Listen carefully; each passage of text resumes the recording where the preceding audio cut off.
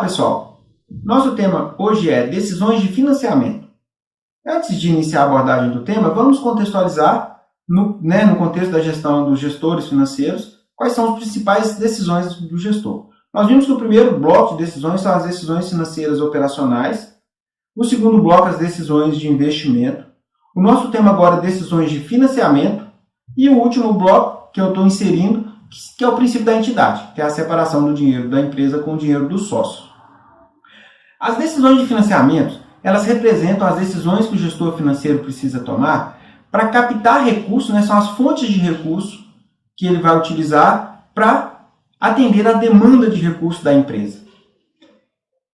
Tem duas questões básicas e principais que a gente vai abordar nesse contexto. A primeira delas é a composição do recurso. E para falar de composição, a gente vai dividir em duas partes. A composição do recurso, pensando o recurso da empresa, dos sócios e recurso de terceiros. Então, nós vamos dividir, analisar quantos por cento do recurso é próprio e quanto por cento do recurso é de terceiros. E depois nós vamos abordar a composição do endividamento. Tendo em vista o endividamento, o passivo da empresa, o passivo circulante financeiro e o passivo não circulante, a gente vai analisar quantos por cento da dívida é de longo prazo e quantos por cento da dívida é de curto prazo. Caso uma empresa tenha muita dívida de curto prazo, ela pode ter problemas, porque ela vai comprometer o fluxo de caixa futuro da empresa num período curto de tempo.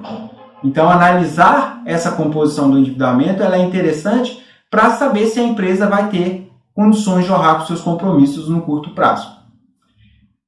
O outro ponto a ser analisado é o custo do capital, que é o custo de cada uma dessas fontes de recursos, que é a perspectiva principal das decisões de financiamento. Por quê? No contexto de finanças, o objetivo de uma empresa é maximizar a rentabilidade dos sócios. E para que o gestor consiga maximizar a rentabilidade dos sócios, ele precisa diminuir o custo de capital da empresa.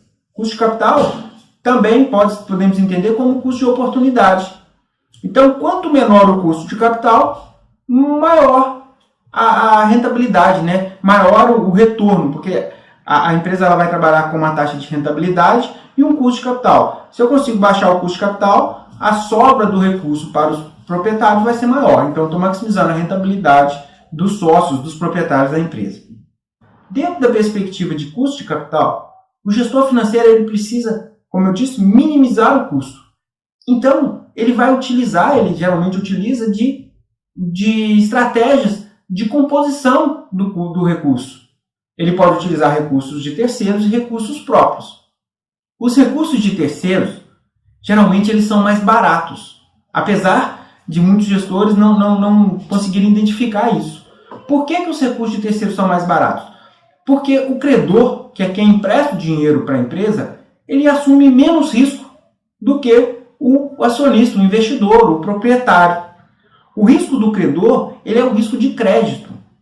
E as empresas, as instituições financeiras, elas utilizam de estratégias para diminuir esse risco de crédito. Uma delas é vincular o empréstimo a algum bem ou algum imóvel da empresa. Caso a empresa não honre com aqueles compromissos, aquele bem, aquele imóvel, ele passa a ser da instituição financeira. Então, essa é uma estratégia de diminuir o risco. E o proprietário, ele tem o risco do negócio. E aí a gente pode pensar, por exemplo, uma empresa, e eu vou usar como exemplo a Kodak. A Kodak, todo mundo conhece, ela era uma empresa com um faturamento muito alto, com um valor de mercado muito elevado, e ela tinha um produto quase que único no mercado, que eram os filmes para impressão, para as fotografias. Com o advento da máquina digital, da câmera digital, inclusive uma história interessante, que a Kodak foi uma das pioneiras na elaboração da câmera digital, mas ela não investiu nesse projeto, e outros concorrentes o fizeram e acabaram tirando o principal, o mercado do principal produto da Kodak, que eram os filmes. E aí o preço da Kodak, o valor da Kodak caiu muito. Então, os acionistas, os proprietários que assumem esse risco. Outros negócios podem passar pela mesma situação. Então, a ideia aqui é só a gente separar. que o credor ele tem menos risco do que o investidor. E, consequentemente, naquela perspectiva de custo e risco e retorno, quem tem menos risco, um risco menor, consequentemente, vai ter uma rentabilidade menor. Já o acionista, como ele arrisca mais, o custo do capital, ele, teoricamente, precisa ser maior. Como calcular o custo de capital próprio e como calcular o custo de capital de terceiros? O custo do capital de terceiros, ele é calculado, ele já vem quase que nos contratos de empréstimo, quando a empresa vai ao banco e faz o empréstimo, já vem a taxa de juros. Se a empresa trabalhar com lucro real e tiver lucro no período, ela tem a dedutibilidade fiscal. Então, ela acaba diminuindo um pouquinho esse custo de capital a partir dessa dedutibilidade fiscal. O que é isso? A empresa não paga o imposto de renda sobre o valor dos juros que ela está pagando, porque a despesa financeira entra antes da base de cálculo do imposto de renda. Quando isso acontecendo isso, parte daquele valor que está sendo pago de juros, se a empresa não estivesse pagando juros, ele seria pago de imposto. Então, existe uma compensação, e essa compensação tem um termo, tem um nome de dedutibilidade fiscal. Então, o custo de capital de terceiros, ele vai representar a taxa de juros do empréstimo, só que a empresa ela pode ter fontes diferentes de recurso. Pode ter um recurso subsidiado. E como calcular o custo de capital de terceiros?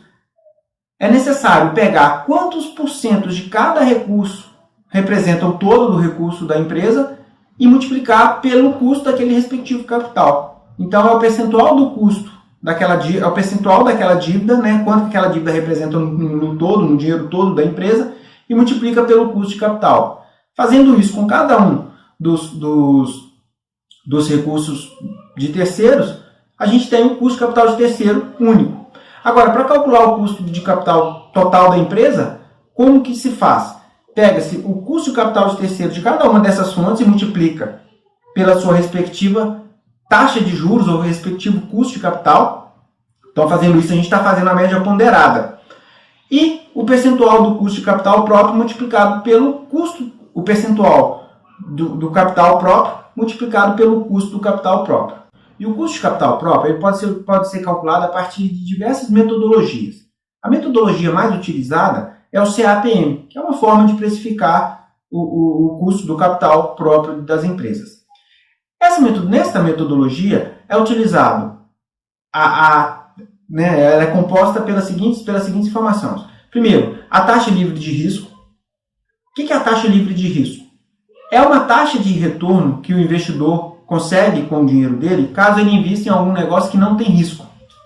E para considerar um negócio que não tem risco, a gente trabalha geralmente com os títulos públicos federais. E no Brasil a gente trabalha com o Tesouro Direto. Então eu vou pegar a rentabilidade dos títulos públicos federais e somar com um plus que o investidor vai ter, tendo em vista o risco que ele está assumindo no negócio. E esse plus ele é calculado pelo beta, que é o risco daquele negócio específico que ele está trabalhando, multiplicado pelo prêmio pelo risco. E esse prêmio pelo risco ele é calculado pela taxa de mercado, a rentabilidade de mercado, menos a taxa livre de risco. A rentabilidade de mercado é uma rentabilidade calculada pressupondo que o gestor consiga diversificar os seus investimentos e não ter risco nenhum com relação ao negócio. Então, o risco dele é o risco do sistema, é o risco da economia, mas o risco específico do negócio, ele consegue, na diversificação, ele consegue anular. Então, vamos no exemplo. Imagine que a taxa livre de risco seja de 3%. O beta da empresa seja de 0,5%. Então, o risco ele é 0,5%. E a rentabilidade de mercado seja de 8%. Então, a rentabilidade de mercado 8%, menos a taxa livre de risco, que é 3%, o prêmio pelo risco vai ser 5%. Então, o prêmio pelo risco 5%. O beta, 0,5%. 0,5 vezes 5 vai dar 2,5%. Mais os 3%, que é a taxa livre de risco.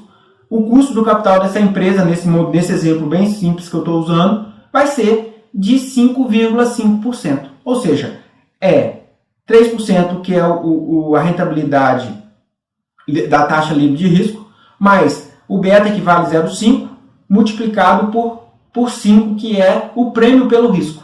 E esse 5 é calculado 8 menos 3. 8 a rentabilidade de mercado e 3 a taxa livre de risco. Então, para finalizar, para calcular o custo de capital de uma empresa, calcula-se o custo médio ponderado de capital, que é o percentual do capital de terceiros multiplicado pelas suas respectivas taxas de juros, quando houver mais de uma fonte de recursos com taxas diferentes, e o percentual do capital próprio multiplicado pelo custo de capital próprio. Calculando dessa forma, a gente calcula o custo médio ponderado de capital. Bom, é isso. Desejo sucesso a todos e agradeço.